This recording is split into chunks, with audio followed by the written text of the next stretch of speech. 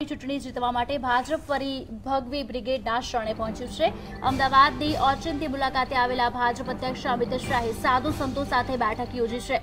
અમિત શાહે દિલ્હીના ભાજપના સાંસદ મહેશ ગીરી અને ગુજરાતના સંતો સાથે મુલાકાત કરી। ભારતી બાપુએ ઉત્તર પ્રદેશની જેમ સત્તા પચાવી શકે તેવા સાધુ સંતોને ગુજરાત વિધાનસભાની ચૂંટણીમાં પ્રતિનિધિત્વ આપવા માટે ઈચ્છા વ્યક્ત કરી।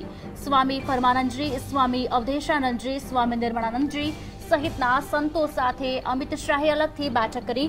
લોકસભાની ચૂંટણી પહેલા મોદીને પીએમ બનાવવા માટે સ્વામી પરમાનંદજીએ અમદાવાદમાં સાધુ સંતોનું સંમેલન યોજ્યું હતું। ત્યારે આગામી સમયમાં ગુજરાત વિધાનસભાની ચૂંટણીને ધ્યાનમાં રાખીને સાધુ સંતોના સંમેલનને લઈને ચર્ચા વિચારણા કરી હોવાનું પણ માનવામાં આવી રહ્યું છે।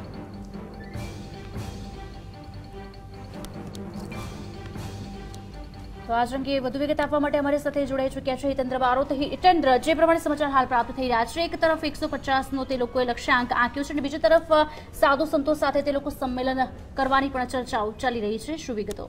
ભાજપના રાષ્ટ્રીય અધ્યક્ષ આજે સવારે એક દિવસની મુલાકાતે આવી પહોંચ્યા છે, ત્યારે તેમના દ્વારા આજે બપોરે સાધુ સંતો સાથે મુલાકાત કરવામાં આવી હતી।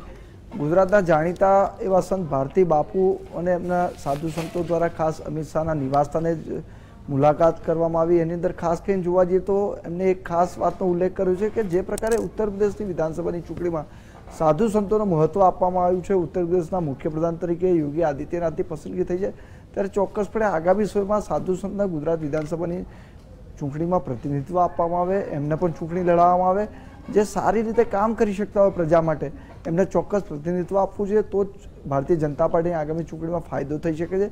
ભારતી બાપુ ઘણા સમયથી રાજકીય નેતાઓની સાથે સંપર્કમાં છે। બીજી મહત્વની વાત એ છે કે આજે ભાજપના રાષ્ટ્રીય અમિત શાહ સાથે જેમને વડાપ્રધાન નરેન્દ્ર મોદીને વડાપ્રધાન બનાવવાના હતા, એ સમય દરમિયાન સમગ્ર દેશમાં અભિયાન ચલાવ્યું હતું સ્વામી પરમાનંદજી, જેમના દ્વારા અમદાવાદમાં એસજીવીપી ખાતે સાધુ સંતોનું સંમેલન બોલાવવામાં આવ્યું હતું। અખિલ ભારતીય લેવલનું આ સંમેલન હતું, જેમાં ખુદ તત્કાલીન મુખ્યમંત્રી આજના વડાપ્રધાન નરેન્દ્ર મોદી પણ ઉપસ્થિત રહ્યા હતા। આ સાધુ સંતોએ વડાપ્રધાન નરેન્દ્ર મોદીને પીએમ બનાવવા ખૂબ મહત્વનો રોલ ભજવ્યો હતો, ત્યારે એમના દ્વારા આગામી સમયમાં એક ગુજરાત વિધાનસભાની ચૂંટણીને ધ્યાનમાં રાખીને સાધુ સંતોનું સંમેલન બોલાવવામાં આવશે।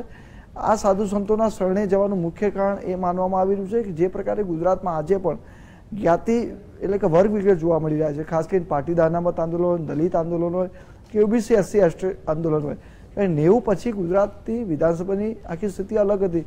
ત્યાં સુધી હિન્દુત્વની એક થિયરી પર ભારતીય જનતા પાર્ટી ચૂંટણી જીતવું આવ્યું હતું, પરંતુ અત્યારે જ્ઞાતિ વચ્ચે વર્ગ વિગેડ જોવા મળ્યા છે, ત્યારે બધા ફરી એક વખત હિન્દુત્વના નામે એક થઈ જાય, જેથી આગામી ચૂંટણીમાં ભારતીય જનતા પાર્ટીનું મિશન 150 સિદ્ધ થઈ શકે। ચોક્કસથી આભાર હિતેન્દ્ર સમગ્ર માહિતી આપવા બદલ। તો 150નો લક્ષ્યાંક સાથે ભારતીય જનતા પાર્ટી આગળ વધી રહ્યું છે। આગામી સમયમાં ગુજરાત વિધાનસભાની ચૂંટણીને ધ્યાનમાં રાખીને સાધુ સંતોના સંમેલનને લઈને ચર્ચા વિચારણા કરી હોવાનું પણ માનવામાં આવી રહ્યું છે। યુપીમાં સાધુ સંતોને ઇલેક્શનમાં ટિકિટ આપી દેવું ઈચ્છો હોય, ગુજરાતમાં પણ આપવામાં આવે થવું જોઈએ એવું ઈચ્છીએ છીએ અમે કોઈ નહીં એવી કોઈ રજૂઆત કરી તમે એવું ઈચ્છો છો કે ગુજરાતમાં પણ સાધુ સંતો થવું જોઈએ આજના સમયની માંગ છે। તમારી ઈચ્છા ખરી જૂનાગઢમાં લડવાની? નહીં, મારી હોય જ નથી હવે લડવાની। વિધાનસભાની ચૂંટણીમાં પણ કોઈ સંતના પ્રતિનિધિત્વ આપવામાં ના એવી ચિંતા ના કરતા, અમે નથી એમાં। એ જે યુપીમાં સંત બન્યા છે એ 5 વાર મેમ્બર ઓફ પાર્લામેન્ટ હતા, અને યુપીમાં રાજકારણમાં પહેલેથી હતા। એ ગુજરાતમાં એવા કોઈ સંત રાજકારણમાં છે નહીં, અને એ અંગેના સંત જ્યાં સુધી હું જાણું છું ત્યાં સુધી સંત સમાજ પણ અપેક્ષા નથી રાખતું અને કોઈ પાર્ટી વિચારતું નથી।